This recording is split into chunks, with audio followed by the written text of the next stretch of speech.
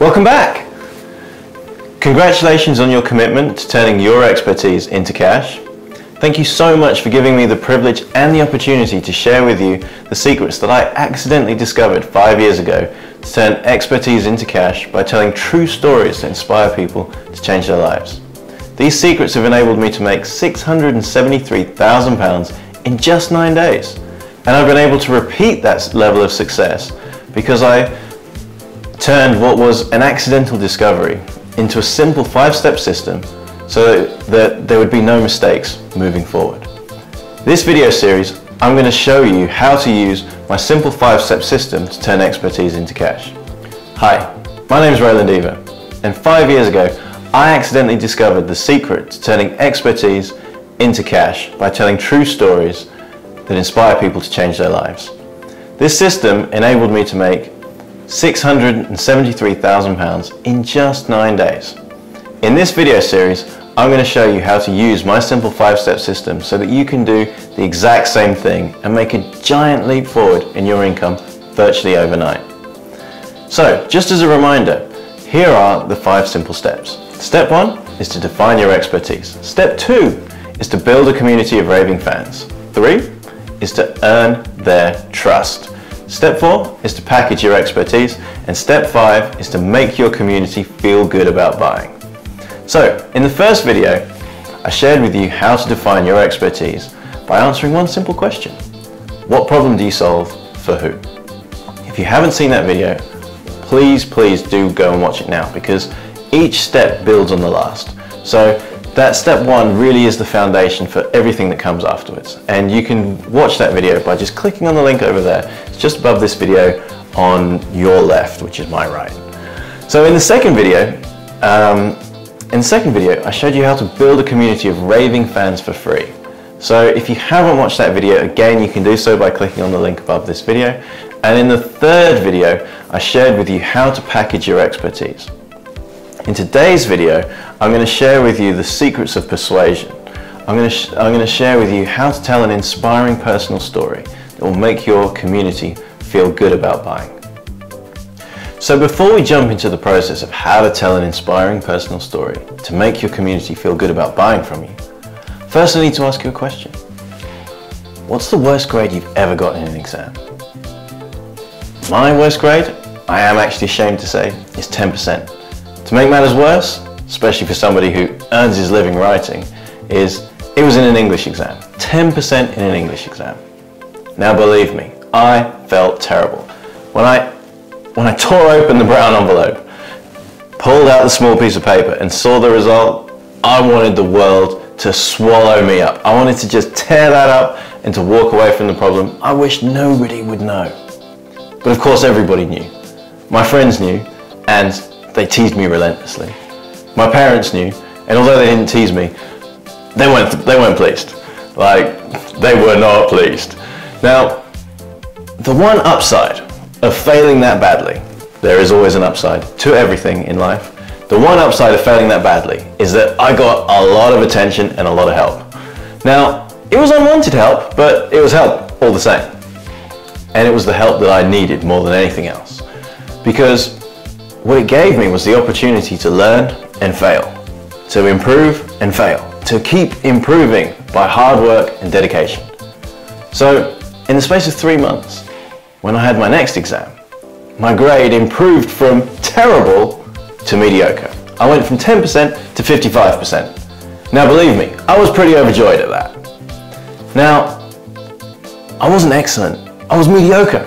So of course, once you get to mediocre, what happens? The worst thing in the world happens. All of the support that you got disappears. Yeah? Now, what happened was that for the rest of my school days, I went from being terrible to mediocre, but fundamentally I thought, I cannot write well. And I, for a long time, ran away from the idea of writing. You know, I just knew I was bad at it. And I had proof that I was bad at it. I got 10% in an English exam.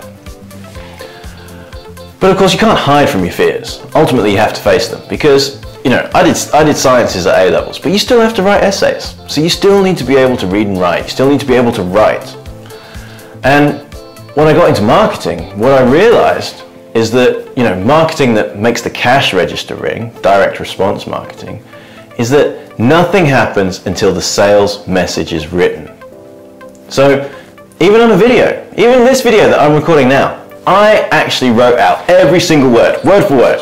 I wrote it out word for word. Then I memorized it. Then I wrote notes to try and be able to deliver it better, yeah? But I started with writing everything out. I started with like that brain dump and then organizing that into a framework that you would find easy to learn, yeah? So nothing happens until the sales message is written. Persuasive marketing, storytelling, it's all about organized thought, which is also known as writing. So how did I go from somebody who didn't enjoy writing, didn't think he could write because I had proof that I couldn't, to somebody that now makes his living from writing? Somebody who can write a sales letter that brings in £120,000 of sales in just 48 hours. How is that even possible? It's possible because great storytelling, great storytellers are made, they're not born. And I've distilled everything that I learned about storytelling and influence and persuasion into a 5-step system to tell a thrilling tale. So here's my simple 5-step system to tell a thrilling tale. Step 1, setting. Step 2, characters. Step 3, struggle. Step 4, solution. And step 5, outcome. So what do those things mean? They're just one word. Points, right? They don't actually mean anything. So let's start with step 1, the setting. Every story takes place in a specific location at a specific time. And if you want to carry your reader with you, or your viewer, or your listener, then you need to make them see, you need to describe the situation so that they are standing right next to you or sitting next to you, so they can see what you saw, so they can feel how you felt. Now, don't think you need to write reams and reams to do this. You're not writing a treatise. You're crafting a persuasive message. You're telling an interesting story. So how do you do that? What's the best story opening that I can think of? So I've never actually used this, I might add, but whenever I think of how to start a story, I think of a Paul Simon song. And it starts like this. I was having a discussion in a taxi heading downtown. Me and a friend of mine had a little bit of a breakdown. Now, I just love that opening because in 2 very short sentences, I know exactly where he is. I can see him. I can picture the yellow cab. I can see that he's in New York and I'm sitting there with him arguing with his friend. And what do I want to know? I want to know what they're arguing about. So those 2 sentences start the story. They open the story and they create a very clear picture in my mind. So think about the ways in which you can create a clear picture in the mind of your reader or listener or viewer. Think about your story, how you want to tell it, where is it going to start and why. Think about that precise location, the precise time. Where were you standing? How did you feel? What did you see? Was it a bright sunny day? Was it cold? Was it raining? Was it at night? And think to yourself, why do I want the story to start here? What is significant about this moment that makes it important to share with my community? So, the second thing, character. Every story has at least one character in it. So, the one character, of course, is the hero. And if it's your inspiring personal story, then the hero is you. And there's no problem with that. But what do people care about? They care about the hero in as much as they want to know what the hero wants and what is preventing the hero from getting what he wants. So, and this is why I say stories have at least one character, but often more than one, because often what does the hero want? The hero might want somebody else, i.e. a girl. The hero might want something else, and what is preventing him from getting that is his boss, his parents, whatever. Yeah? So, who is the character, what do they want, and how can you make the character relatable to your community? And the character will only be relatable to your community if they associate with his struggle. So that brings us nicely on to step 3, which is struggle. Yeah? Interesting stories, thrilling tales are about the struggle. How do people overcome the struggle? Now, of course, people hate living through the struggle in their own lives, but they love reading about it. They love watching about it. They love watching it. All great movies, all great novels are all about the struggle. You know, we'll get on to following the money in a minute and I'll break down some of the great movies. But if you think about a Rocky movie, what is the Rocky movie all about? Most of it is about his training. It's about the struggle, going from where he is to where he needs to be, how he gets into the shape that he needs to be to win the fight. It's about the struggle. So if you're sharing your personal story, what was the situation that you were in? And what steps did you take to get out of it? And don't just say, I was in chronic back pain, I found the solution and now I'm better. No, no, no. How did you find the solution? How many dead ends and false starts did you have to go down? And what was it that kept you searching for a solution that you didn't know existed? So that brings us on to step 4, which is the solution. Yeah? Your community wants to know how they can solve their problems. And, you know, let's take the example of chronic back pain. If you had chronic back pain and you found a solution, but it took you years and years to find this solution, like I said, what was it that drove you to find a solution that you didn't know existed? Yeah? Now, the solution is what you're selling. It's your 5 simple steps, if you like. Yeah?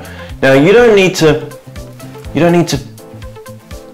talk too much about the solution, because what people care about more than the solution is the outcome. And this is the critical step. What does your life look like now, or what does the hero's life look like now that he's got what he wants, now that he's removed the obstacle from his life, now that he has the solution to give him what he wants? What does his life look like? Because your community, if you're telling your personal story, will want the outcome. They'll want your life now. And you need to paint that picture very, very clearly, very brightly. So like I said, let's follow the money. What is the biggest grossing movie of all time? Avatar. Yeah? So what does the hero want? Well, Jake really wants acceptance, doesn't he? And he hasn't got it. You know, his whole life has been turned upside down. He was a soldier, that was the world that he knew, and the world spat him out because he couldn't walk any longer. So he gets given this opportunity to travel to this faraway land. But of course, he's not a scientist. That community rejects him. He's searching for acceptance. Isn't that something we can all search for? Isn't that something we all relate to? That's what makes that movie so compelling. And of course, all of the different challenges that he faces along the way are what make it funny. It's what creates the emotion in the story. And it's emotion that is the hook. That's what carries the reader with you. That's what makes stories memorable, how you made people feel. It was Maya Angelou who said, people will forget what you said. They will forget what you did, but they will never forget how you made them feel. So when you tell your personal story, whether it's with the written word, whether it's through a video, whether it's through a podcast, so it's audio, think about the emotions that you want to create in your reader. Think about how you want them to feel. Yeah? How you felt at the start of your journey. How you felt trying to discover the solution and all of the challenges that you faced along the way. And then of course, how you feel now that you've got what you want. The life that you always wanted. So now it's your turn to tell your inspiring personal story.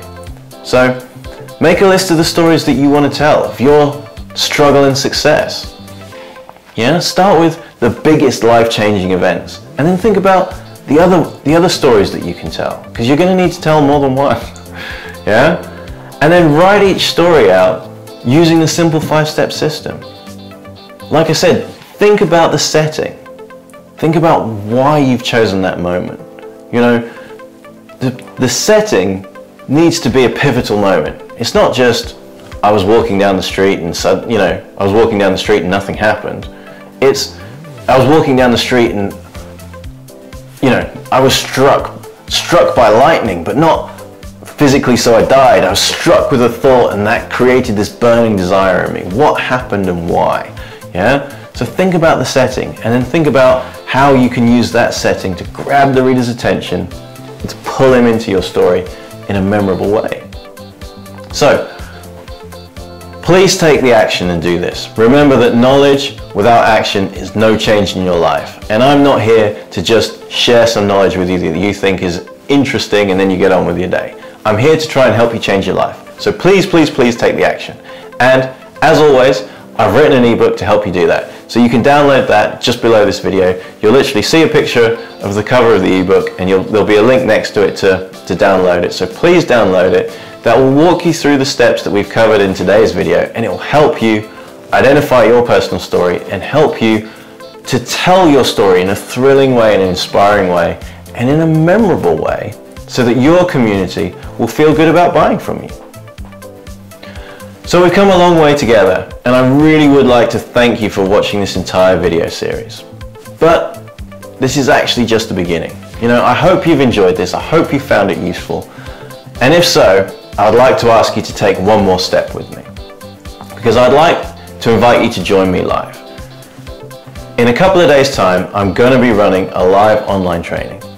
And so all I would say is look out for my next email, because that will give you the instructions to join the online training. So please look out for that, and I hope to see you there. Until then, carpe diem.